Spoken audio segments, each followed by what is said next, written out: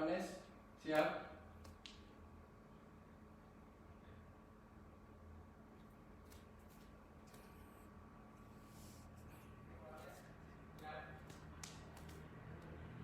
Halo teman-teman yang di rumah, selamat hari Minggu.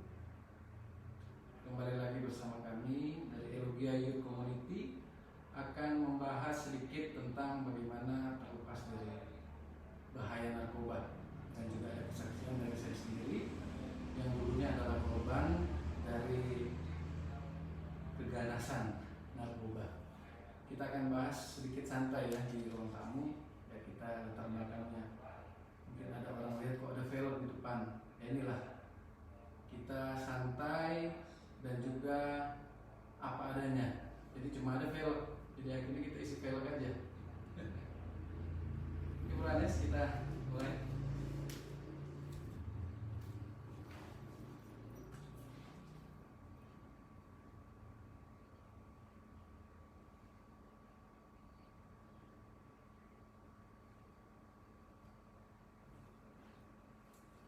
Baik, shalom kawan-kawan semua di media sosial, baik di Facebook maupun di Instagram. Terima kasih sudah bergabung bersama kami pada malam hari ini. Kita akan sedikit ngobrol-ngobrol di malam yang dingin ini.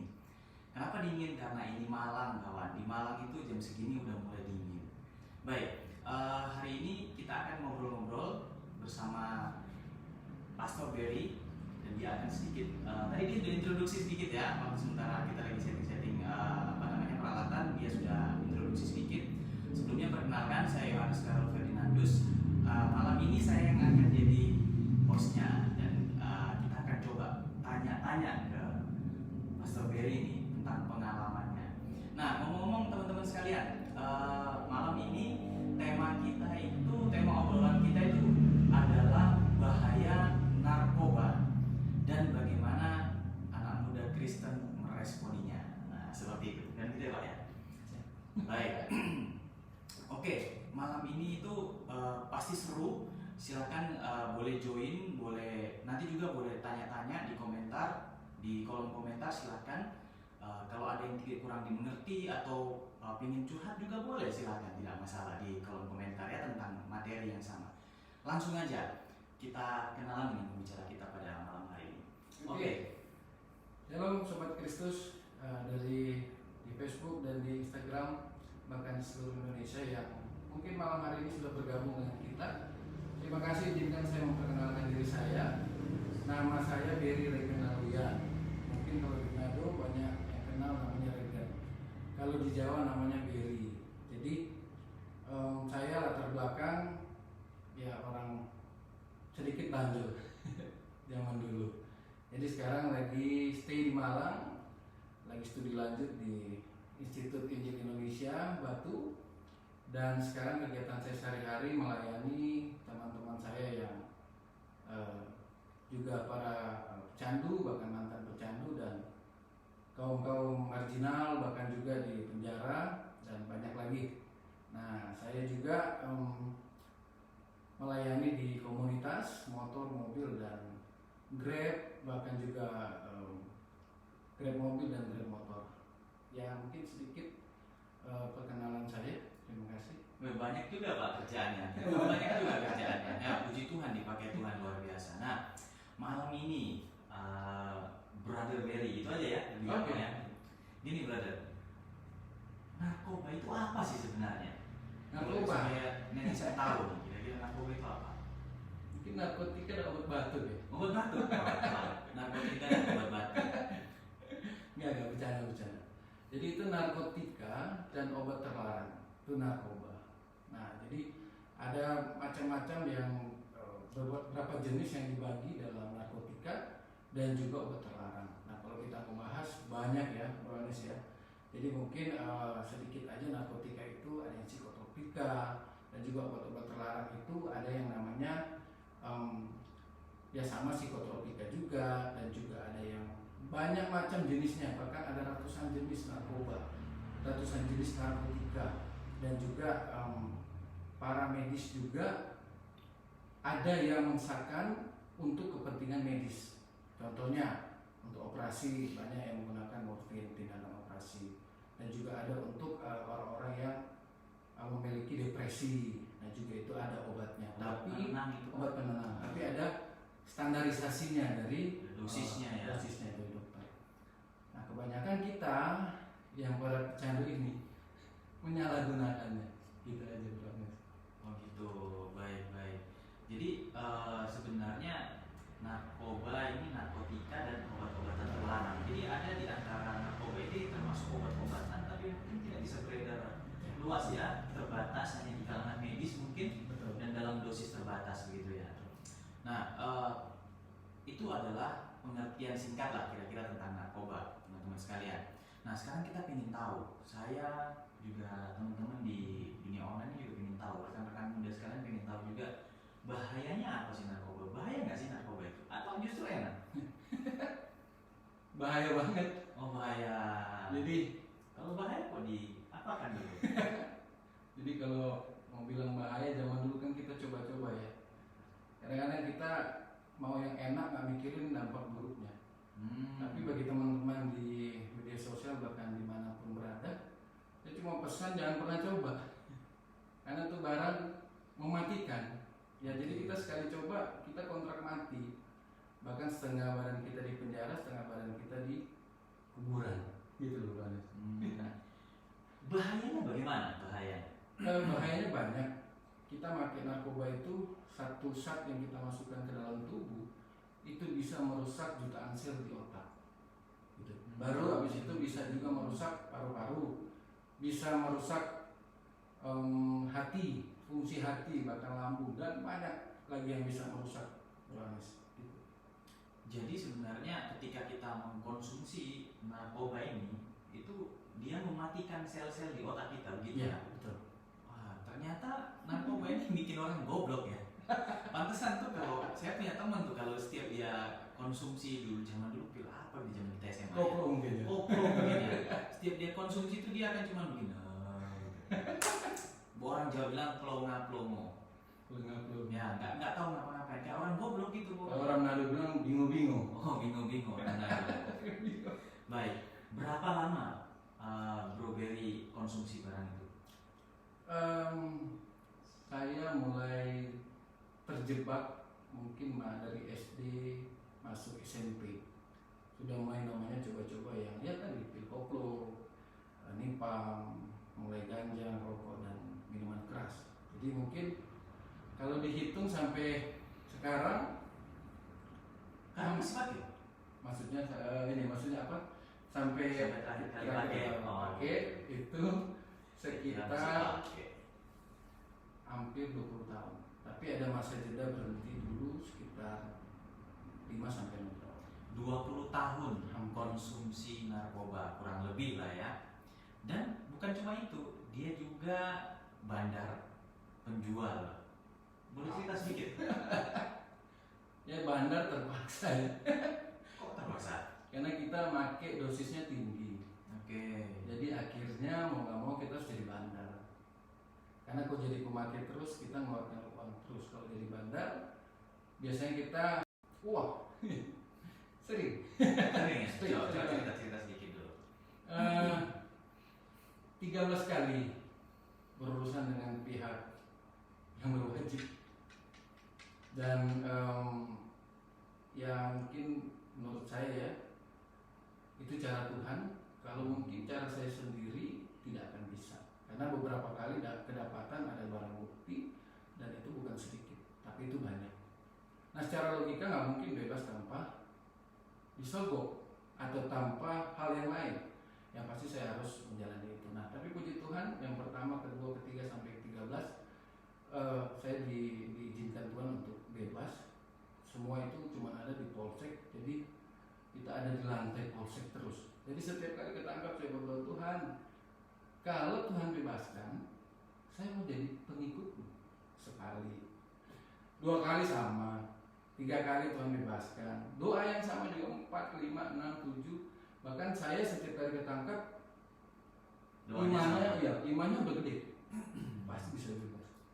Nah begitu terus dan terus, akhirnya kedua terakhir di Bali. Waktu waktu kena di Bali juga doa yang sama, akhirnya juga Tuhan izinkan bebas. Dan saya pikir ke-12 kali itu selesai ya. Ternyata 13 kali ada lagi. Dan secara manusia, saya berpikir ke-13 kali waktu saya kena di Jakarta, saya pikir ini sudah bukan bonus lagi. Kayaknya ini akan lurus masuk ke rumah tahanan kayaknya, ke lembaga pemasyarakatan. Tapi satu hal lagi yang saya pegang, saya masih beriman tetap, tapi saya tahu saya banyak salah. Tapi iman saya cuma mengatakan, enggak, saya masih harus berharap. Jadi saya doa yang sama. Di Polsek, saya ditahan sekitar 1,5 bulan. Dan selama 1,5 bulan saya berdoa. Baca Alkitab pun bingung dari mana mulainya, nangis segala macam. Tapi satu hal yang saya yakini bahwa Tuhan tidak pernah meninggalkan orang-orang yang seperti kita. Bahkan Tuhan tidak pernah meninggalkan orang-orang yang hancur hatinya, remuk hatinya. Bahkan dalam keadaan waktu itu saya terpuruk, apalagi dalam keadaan bisnis yang terpuruk, bahkan juga moral kita terpuruk, fisik kita terpuruk, dan seluruhnya terpuruk. Maka hari itu saya bingung mau ngapain. Jadi saya hanya bisa mengingat 12 kali Tuhan menolong. Jadi saya pikir ke-13 kali pasti Tuhan menolong lagi. Karena saya yakin Tuhan kita bukan Tuhan yang selalu mengingkari janji, enggak. Tapi saya yakini Tuhan yang selalu menepati janji, asal kita mau. Jadi akhirnya doa ke-13 kali, berdoa, selesai, dan akhirnya orang tua saya datang. Saya pikir cuma besuk. Ternyata sama polisi bilang, Nyok, pulang aja. Saya kaget, saya sudah tanda tangan, saya kaget. Ini saya pikir, wow, ini habis berapa duit nih, gitu ya. Cuma ternyata waktu saya bebas dan ketemu Papa, saya bilang, Pak, berapa duit yang habis untuk bebaskan saya? Papa bilang, enggak. Jadi cuma menggantikan uang makan. Nah, di sini saya bercermin dan coba saya pukul. Kita pukul tapi pipi, sakit. Ternyata ini benar. Nah, di situ saya bersyukur. Wow, Tuhan luar biasa 13 kali. Saya pikir 13 kali itu sudah angka sial ya. Mungkin akan lanjut pada tahap yang berikutnya doanya. Tapi ternyata enggak, Tuhan mengizinkan itu. Jadi setelah 13 kali itu masih nakal lagi ya? Masih ya. Masih luar biasa. Makanya saya jeda dulu. Luar biasa kebandelannya kawan-kawan sekalian. Jangan ditiru. Itu contoh yang tidak baik. Tapi itulah Tuhan kita ya. Tuhan Yesus sanggup merubah apa yang orang pandang buruk menjadi sesuatu yang mulia di tangannya. Katakan amin dong. Amin. Amin. Nah, saya kenal Bro Berry ini kurang lebih berapa? 7-8 tahun yang lalu ya. 7-8 tahun yang lalu itu baru selesai koma 3 hari. Habis ya apa namanya? Sakau ya. Sakau. Karena nggak dikasih, nggak ada kerjaan gitu kan. Kenapa dia habis stok, habis duit juga. Nah itu situasi waktu itu, bahkan waktu saya tanya namanya, tanya umurnya, dia cuma gitu, kayak orang goblok memang, udah putus semua sel-sel di kepalanya. Nah tapi puji Tuhan, Tuhan ubahkan dia. Nah hal paling bahaya apa yang Bro alami, yang istilahnya itu dampak dari narkoba? Yang paling berbahaya sebenarnya kesehatan ya. Kesehatan dan juga dampak dari ekonomi, dan akhirnya moral kita rusak, mengancam nyawa juga ya. Jadi komplit ketika saya waktu itu kena narkoba itu komplit. Nah jadi kenapa tadi Bro Anies bilang koma 3 hari, karena inilah puncak dari karya yang Tuhan buat. Bahwa saya cerita sedikit, dosis saya 5 gram 1 hari itu posisinya sudah disuntik Bro Anies. Jadi pakai jarum suntik, saya sudah suntik, sudah di bagian sini. Karena bukan gaya ya, tapi memang seluruh nadi saya, semua urat saya sudah habis, sudah menciut. Jadi udah kopong. Nah, jadi mau nggak mau kita cari urat yang terbesar. Jadi ada di sini, di selangkangan sama di leher sini. Nah, dengan dosis yang seperti itu saya juga frustasi.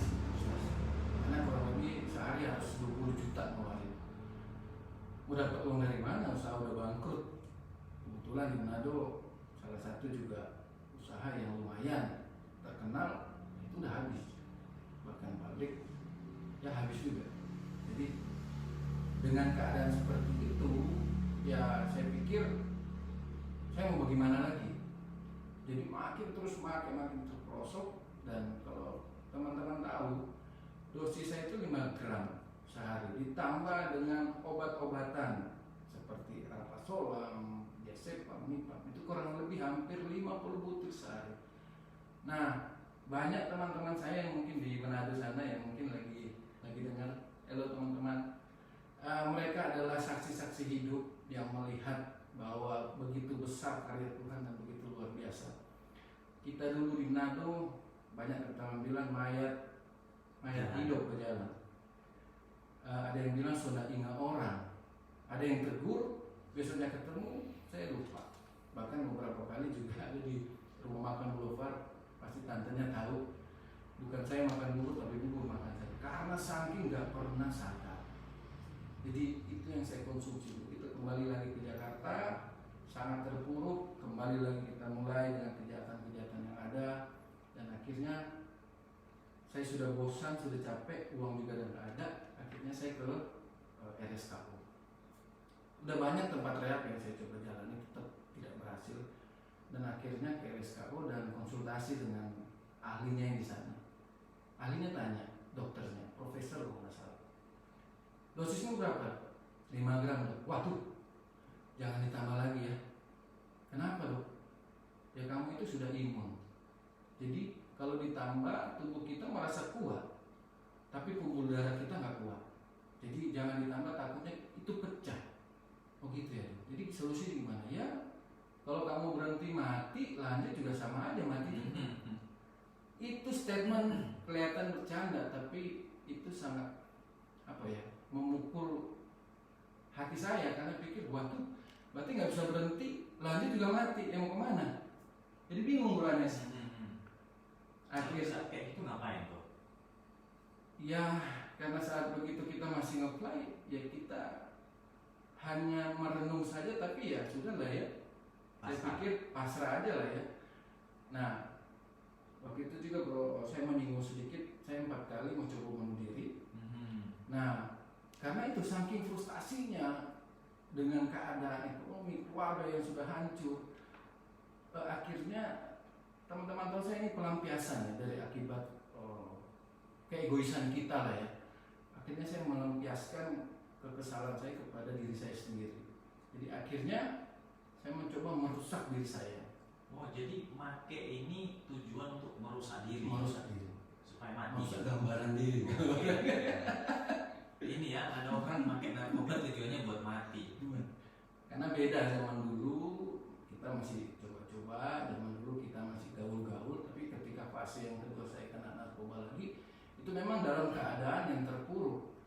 Kalau orang Jawa bilang loro hatinya. Loro hati maksudnya. Loro hati. Waktu itu dia lagi patah hati kayaknya. Dengan keadaan kita ya waktu itu, keegoisan kita. Jadi kita menyalahkan diri kita sendiri. Dan akhirnya pelampiasan.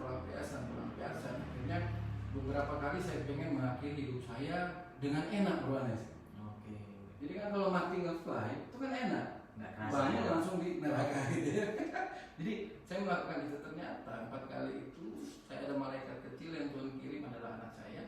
Dia selalu yang membangunkan saya. Logikanya orang kode itu udah nggak bisa, udah berbusa itu udah nggak bisa. Pasti dia anak saya manggil, ya saya bisa bangun lagi. Nah, dengan keadaan seperti itu udah mentok semuanya.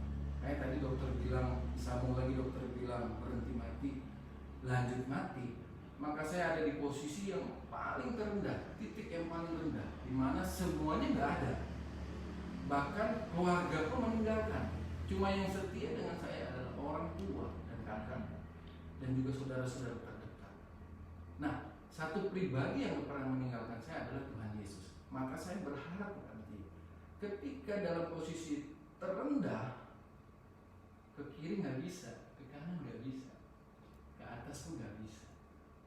Ke bawah nggak bisa, ke depan nggak bisa, ke belakang nggak bisa. Jadi Maka satu kesimpulan kemana, Bro Anis? ke atas. Ke atas lagi. Jadi dengan keadaan seperti ini, akhirnya Tuhan memaksa kita supaya kita melihat kepada Dia. Nah, itu yang saya rasakan. Akhirnya saya bergantung 100%, tapi dalam keterbatasan. Saya tahu saya nggak bisa berhenti tanpa obat itu.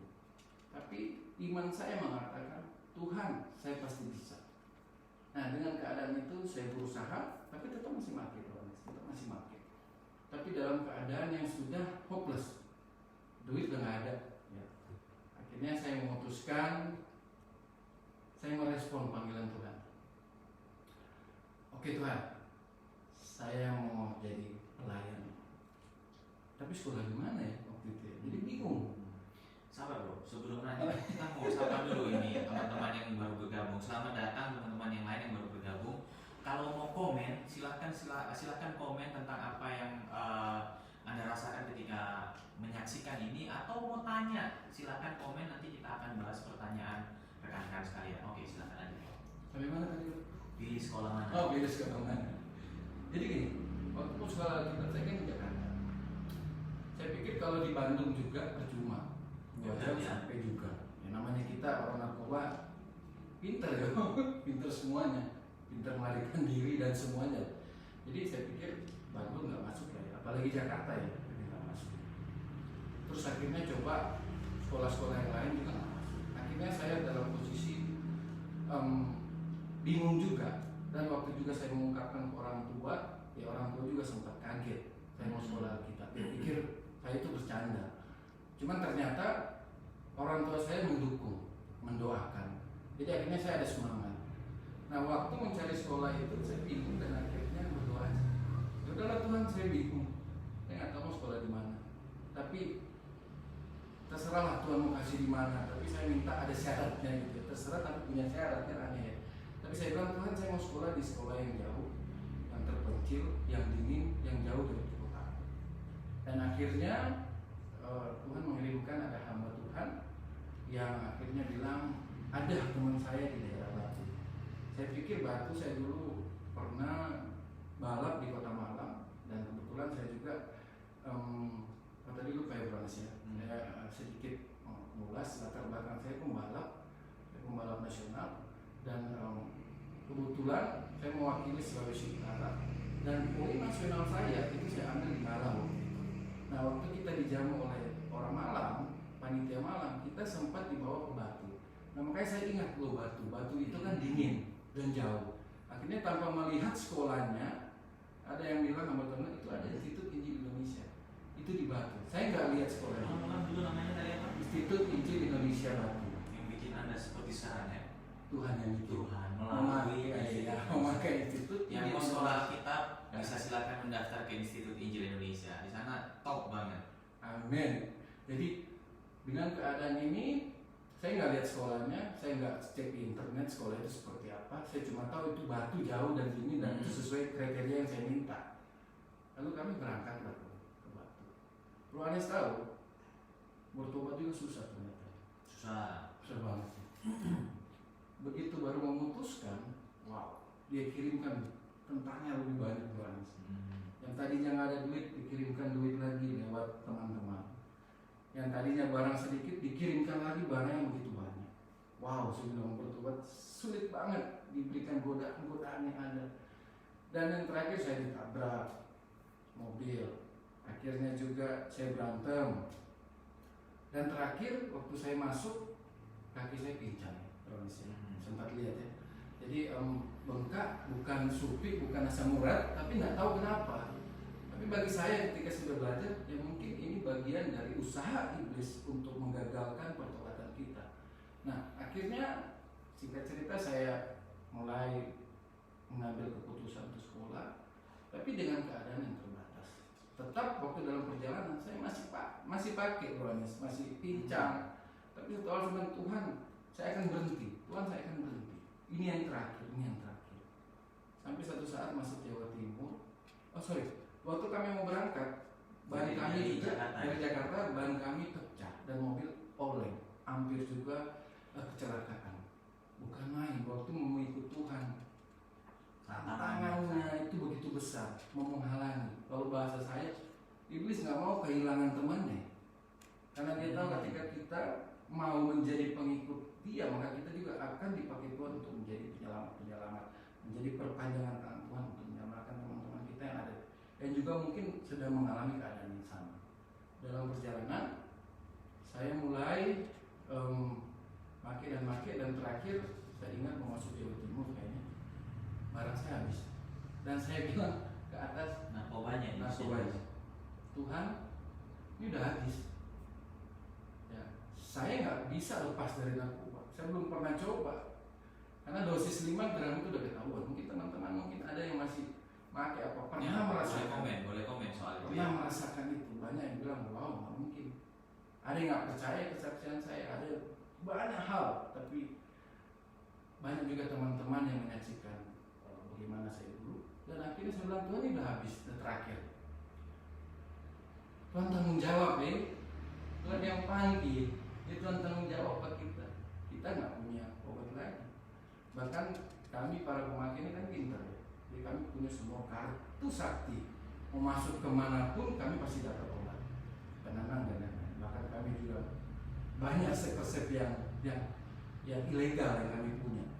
Akhirnya saya merobek semua. Saya pikir saya menguji iman saya. Dengan saya merobek semua, berarti saya nggak ada akses lagi untuk mendapatkan barang itu. Jadi akhirnya sobek, pakai dan jalan ke Batu. Mau lanjut atau masih ada pertanyaan? Sampai di Batu. Sampai di Batu. Sampai dulu biar nyasar. Biar teman-teman penasaran. Mau lanjut atau kita ngopi dulu? Oh lanjut tadi ya. Ngopi ada tono. Oke, kita sedikit santai ya memang, karena ya kita lihat memang apa adanya, kita menggunakan fasilitas yang ada yang Tuhan sudah berikan, jadi nggak perlu repot-repot. Nah, saya lanjut lagi. Mungkin teman-teman di rumah ambil kopi dulu, mungkin ini masih ada 2 jam lagi mungkin ya. Serius. Nanti kesaksian yang komplit ada di buku nanti, dan nanti ada juga di YouTube dengan murni kesaksian saya yang ada tahap-tahapannya. Singkat cerita ya, nanti lengkapnya boleh disaksikan di part berikut. Ini singkat cerita, Berry boleh jadi seperti ini. Saya mau cerita sedikit. Sekarang dia pelayanan banyak ya. Sekarang kita itu pelayanan di penjara. Terus dia apa lagi? Di kuburan juga kan, nguburin orang kan di gereja. Yang tadi sekarang kita lagi bangun sebuah komunitas anak muda di Malang, namanya Eulogia Youth Community. Eulogia Youth Community. Ini pendirinya. Eulogia sendiri itu apa sih dasarnya? Dasar ini adalah kita ada untuk memberkati.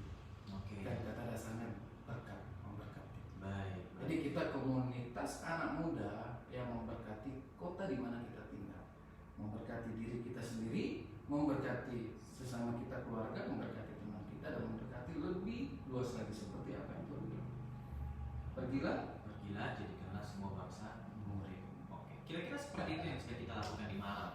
Nah, tadi teman-teman sekalian saya yakin sudah dapat gambarannya ya, betapa berbahayanya narkoba tadi, narkotika dan obat-obatan terlarang. Betapa narkoba itu bisa merenggut segalanya ya, nyawa, kehidupan, terus apalagi kesuksesan, harta bisa habis, apalagi yang bisa direnggut narkoba, kebahagiaan, bahkan kesehatan dan lain-lain. Nah, bro, menurut bro ya, pesanlah buat adik-adik kita atau teman-teman sekalian yang mungkin sudah sempat pakai atau bahkan mungkin baru mau coba atau baru mikir. Apa pesannya bro? Jangan pernah coba. Itu pesan yang paling komplit. Jadi ketika kita bilang jangan pernah coba, berarti jangan pernah mikir untuk mencoba. Karena ketika kita mencoba, kita kontrak mati. Ya, apa itu maksudnya kontrak mati? Jadi ada dulu kami bahas-bahas sama dokter. Ya ketika kamu memakai narkoba, kamu siapin aja peti matimu. Karena dengan sendirinya kamu akan ke situ lebih cepat dari sebelumnya, gitu ya. Dan kedua, kita setengah badan kita ada di di penjara, Bro. Seperti itu.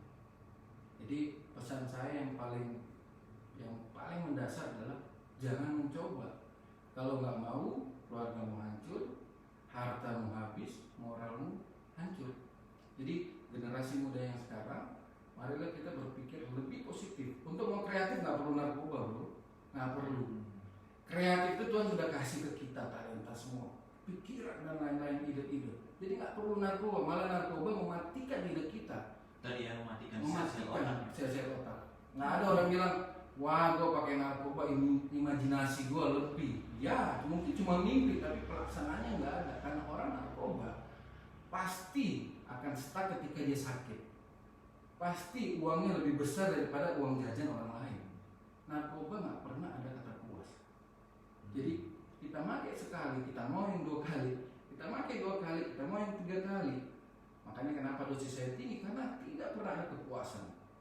Terus mau nge-fly. Jadi ada duit nge-fly. Kebayang kan, bisa sampai 20 juta. Bahkan teman-teman saya bisa 50 juta. Bahkan ada anak jenderal, pengusaha, orang kaya yang kita bilang hartanya mungkin nggak akan habis. Habis juga. Itu ya berapa pabrik?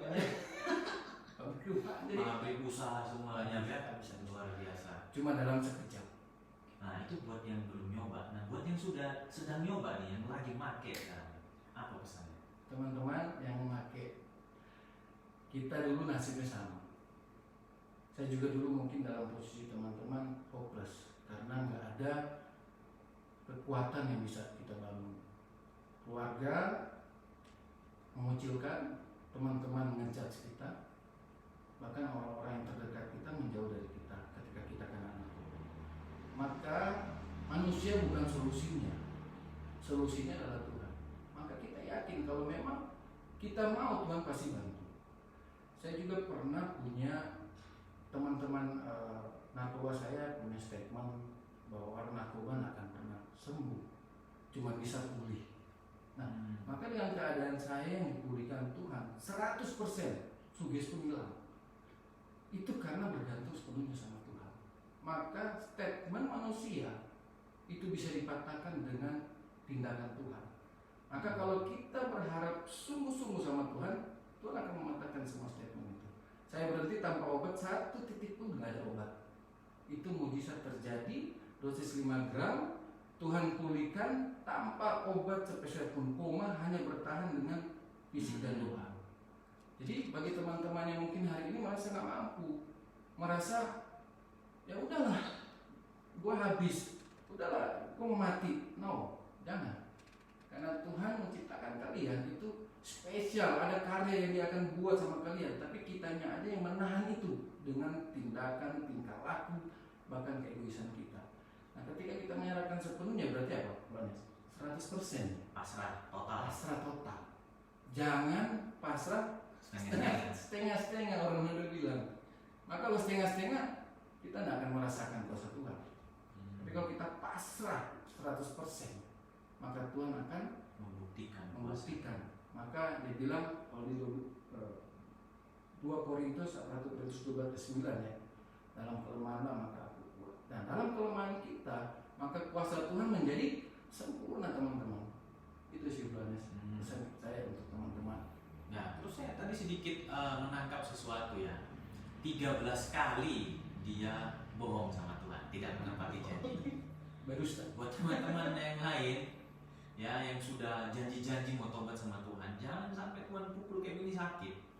Jangan sampai habis dulu semua, jangan sampai itu semua sudah orang Nado bilang tapalaka. Nah, apa itu? Orang Jawa bilang geblak. Nah, suruh sudah tidak ada apa-apanya lagi, tidak bisa ngapa-ngapain, baru Tuhan ampun. Itu akan sakit sekali. Jadi lebih baik bertobat sekarang. Bukan kebetulan Anda semua mendengarkan kesaksian dari Bro Regan. Nah, Bro, ini ada pertanyaan nih, Bro, dari rekan kita namanya Valiant Paradise. Wah, namanya cakep nih, kayaknya cewek. Halo kalian. Apa yang membuat Kak Berry tertarik dengan narkoba? Apakah karena keluarga atau karena pergaulan? Bisakah dijelaskan? Terima kasih Kak Berry. Oke, langsung saya jawab ya, Ibu kalian. Dadah.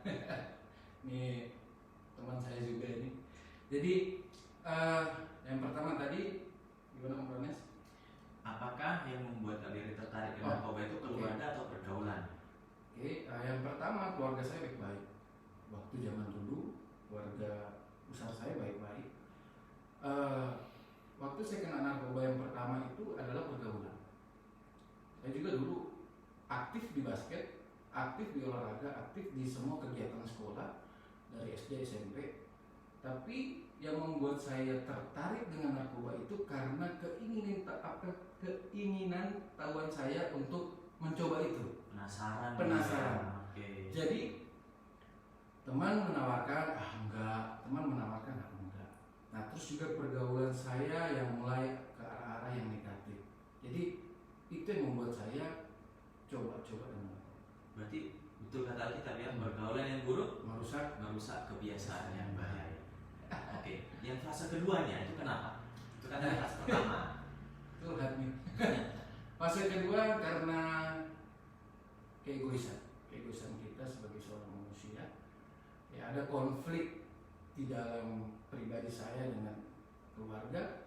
Maka fase yang kedua ini bukan karena mau gaul, tapi memang sakit, artinya sakit pada diri sendiri, dan akhirnya mencari solusi kepada narkoba lagi. Ingat, pelarian.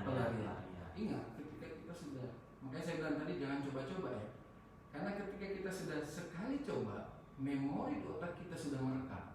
Contohnya, Pronis, kira-kira kalau panas-panas, ya, terus bulan Desember, terus kita haus, kira-kira apa yang kita mau? Minum es Sama Coca-Cola. Oh, enak. Nah, Coca-Cola itu sudah terekam di memori kita. Enak. Sampai kita tua, wow, enak kalau panas-panas, gasnya, mantap. Nah, narkoba lebih parah. Jadi, ketika kita mulai, saya sudah pernah kena, dan fase kedua saya ada masalah, maka memori yang dulu ini, dia tidak akan lupa. Jadi, saya sudah coba mabuk, coba semua kegiatan, ini enggak. Tetap mintanya yang high. Yang narkoba. Akhirnya, fase kedua saya jatuh, saya mulai pelarian ke narkoba, dan itulah fase terburuk saya selama saya hidup. Jadi itu make yang paling dahsyat selama saya hidup. Begitu, Pak. Dan itu hampir beberapa kali merenggut nyawa bro ya. Hampir berapa kali. Itu teman-teman sekalian, itu berbahaya banget ya yang namanya narkoba ini. Jadi sebagai anak-anak Tuhan ya, saya pikir khususnya anak-anak muda Kristen, masa depan kalian masih panjang, masih banyak rencana Tuhan yang akan digenapi melalui kehidupan kalian.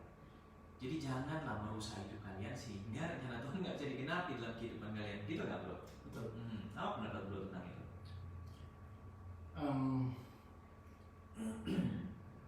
Kalau kita merusak karya Allah, maka apa yang Allah sudah berikan kepada kita, kita tidak hargai. Maka setiap manusia, saya pribadi merasakan, kita punya kehendak bebas ya. Tapi sebebas-bebasnya kita sebagai seorang manusia ciptaannya, kita nggak bisa melawan ketetapan.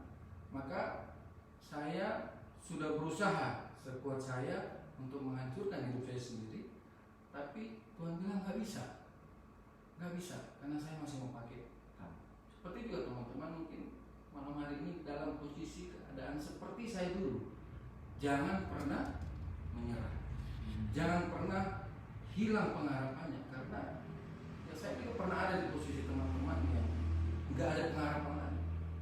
Bagaimana seorang ya di Manado kenal Regan, ya punya usaha, punya nama dalam mengharumkan nama Sulawesi Utara, punya banyak teman, punya banyak saudara.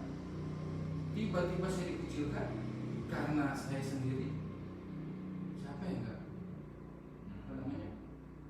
nggak stres? Maka teman saya waktu itu adalah narkoba. Jadi saya terus pelampiasan. Jadi makanya teman-teman jangan pernah merusak karya Allah.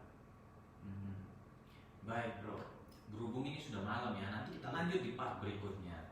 Nah, pesan terakhir untuk anak-anak muda Kristen, apa yang harus dilakukan sebagai anak muda Kristen. Pesan terakhir mau kemana bro? Kenapa? Pesan terakhir saya mau kemana nih?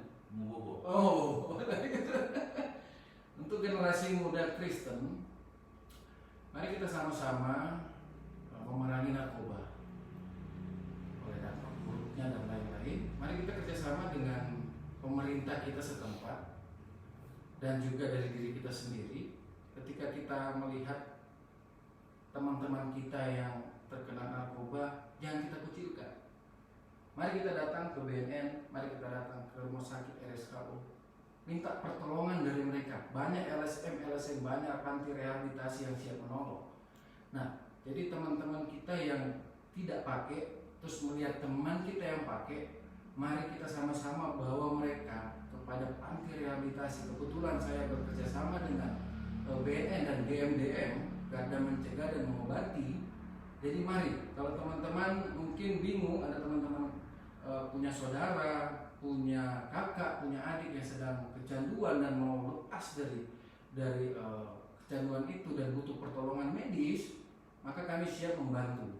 Kami ada beberapa cabang dan juga kalau memang kami nggak ada di kota teman-teman, bisa teman-teman ke BNN langsung melapor, maka akan dikirimkan tim untuk menjangkau. Dan teman-teman yang baru mau coba-coba tadi ya, jangan coba karena sudah tahu penyebabnya, tahu akibatnya. Dan juga generasi muda yang sekarang, mari kita bergandengan tangan, kita memerangi narkoba. Karena narkoba itu musuh terbesar kita. Teroris nggak ada apa-apanya. Teroris kalau ngebom itu paling berapa? 10, 100. Narkoba setiap hari 50 orang meninggal dunia. Itu data beberapa tahun yang lalu. Maka Jokowi bilang, presiden kita bilang, narkoba itu pembunuh nomor 1 terbesar di Indonesia. Maka kita berhak untuk memusuhi dia, bukan memusuhi orangnya, tapi memusuhi para pengedar-pengedar ini yang membawa kita pada jeratan narkoba. Mari teman-teman bersama kita bergandengan tangan, karena saya nggak mungkin bisa, BNN pun nggak mungkin bisa, Bro Anes, teman-teman, tanpa kita bekerja sama untuk memerangi ini. Pemerintah butuh kita yang ada di luar sana untuk bekerja sama, melaporkan bila mana ada transaksi, ada apa-apa. Mari kita jangan main hakim sendiri, tapi ada badan, ada aparatur negara yang akan menangani itu. Mungkin itu pesan saya. Baik, kira-kira seperti itu pesan dari Pastor Berry buat kita semua anak-anak muda Kristen, bahwa Tuhan punya rencana indah buat kita. Jangan dirusak apalagi dengan narkoba, di mana narkoba itu berbahaya. Narkoba merusak kesehatan, mengancam nyawa, menghilangkan kebahagiaan, sehingga kita tidak bisa berguna bagi kerajaan Allah. Jadi ayo sama-sama kita perangi narkoba dan katakan no pada narkoba. Selamat malam, Tuhan Yesus memberkati. Sampai jumpa di lain waktu. Thank you bro, thank you. Thank you.